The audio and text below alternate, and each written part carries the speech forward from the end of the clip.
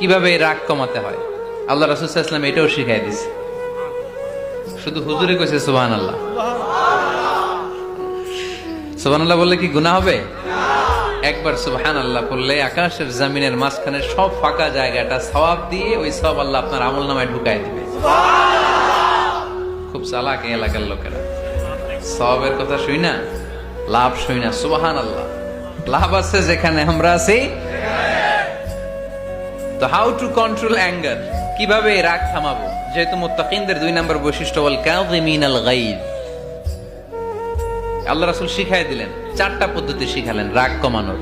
কয়টা মনে থাকবে? অ্যাপ্লাই করবো এগুলো, দেখবো আজকে থেকে রাগ কমে কিনা। পারা যাবে? 2 সাহাবী বিশ্বনবীর সামনে ঝগড়া লাগলেন, কথা কাটাকাটি, কথার পিঠে কথা, কথার নাম লতা। কথা বলতে বলতে